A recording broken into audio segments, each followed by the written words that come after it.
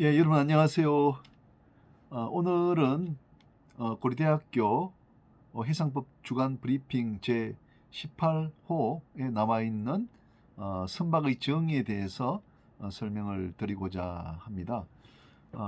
우리 상법 중에서 해상법이라는 것은 선박을 가지고 영리 활동을 하는 상인, 즉 해상기업의 법률 관계를 규율하는 법이다. 이렇게 정의를 합니다. 그러면 그 해상법에서 가장 중요한 개념은 역시 선박이라고 할 수가 있겠습니다.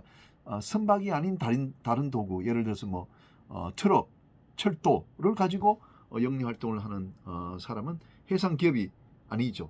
그러면 해상법의 적용 대상이 아닌 것이 되는 겁니다. 그러나 마치 선박처럼 보이지만 그 상법상의 선박의 정의에 속하지 않는 그런 배들이 있습니다.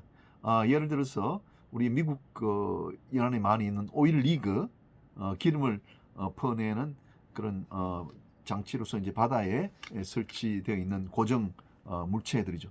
그런 것은 이제 고정되어 있기 때문에 선박이라고 할 수가 없는 거죠. 그리고 또 선박이 되려면 일정한 공간이 있어야 되는데 공간도 없지 않습니까? 그러면 그 오일 리그는 선박이 아니다 하는 거죠. 그러면 오일 리그에서 일하고 있는 사람들, 그 사람들이 과연 선원인가? 선원인 경우에는 이제 일반 근로자와 달리 보호를 받게 되는 것이거든요. 그럼 오일 리그에서 일하다가 사망한 사람에 대해서 선원법과 똑같은 지위를, 말하자면 선원으로서의 지위를 허용을 해서 선원법상의 보호를 받도록 해줄 것인가 하는 것이 이제 문제가 될 겁니다. 우리나라도 마찬가지죠. 이제 울산 앞바다에 그런 석유 그 시추하는 장비들이 있었지 않습니까? 만약에 그 장비가 이제 선박이라고 한다면 거기서 일하는 사람들도 이제 선원으로 간주가 되어서 우리 일반 근로기준법보다도 더 보호를 받게 되는 것이죠. 선원이라고 한다면은 성선하고 있는 그 자체로서 사람이 사망하게 되면 그 유족 보상을 받게 되는 것이거든요. 우리가 뭐 육상의 경우에는 그러니까 일반 근로기준법이 적용된다면은 이제 직무상 사람이 사망해야 유족 보상을 받게 되는 것이죠. 그 점에서 큰 차이가 나고 선원이 되면은 더 큰 그 보호의 대상이 되는 것이죠. 최근 이제 그 풍력 발전이 상당히 각광을 받고 있습니다. 언론에 따르면은 선박에다가 이제 풍력 그 발전을 달아가지고 운항을 하면서 바람을 일으키는 그런 것들을 이제 개발한다고 합니다.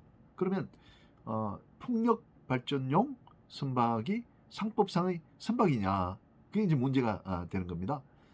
우선 우리 상법상의 그런 선박은 이제 영리 활동, 말하자면 상행위에 종사를 해야 되는 것이거든요. 그럼 상행위라는 것은 여기서는 이제 운송과 용선인데 이것은 거기에 해당되지 않지 않습니까? 그러나 우리 상법은 그 적용 범위를 넓히기 위해 가지고 상행위 기타 영리를 목적으로 이렇게 했거든요. 그래서 뭐 발전용이라고 하더라도 상행위는 비록 해서 아니라고 하더라도 기타 영리를 목적으로 라는 그 용어에 포함되기 때문에 상법의 적용 대상이 될 수가 있는 것이죠.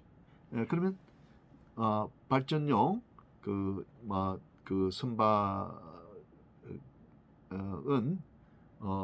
추진력이 있고 또 일정 공간이 있기 때문에 선박이라고 볼 수 있겠다라고 이제 저도 이제 생각이 듭니다. 자, 그렇다면은 이게 그 선박이 충돌 사고를 일으켰을 때 상법이 허용하는 책임자의 이익을 그 운항자가 누릴 수가 있는 것이겠죠. 그러면 그 위에서 생활하는 그 사람들을 선원으로 볼 것이냐 또는 일반 근로자로 볼 것인가 하는 문제가 생길 수가 있겠죠. 선박을 운항하는 사람들은 이제 선원으로 볼 수 있겠지만 그 이제 풍력 발전에 종사하면서 배에 있는 사람들은 선원인가? 선원이 아닐 수가 있겠죠. 그러면 보호를 받지 못하는 것입니다. 그러나 배 위에 있다는 그 자체만으로도 우리가 보호를 받아야 될 필요가 있기 때문에 그들을 보호하기 위한 규정의 개정이 필요하다 이렇게 생각이 듭니다. 오늘은 그런 풍력 발전 용 선박을 중심으로 그 이제 상법의 법적 의미가 어떤지를 살펴봤습니다. 예, 감사합니다.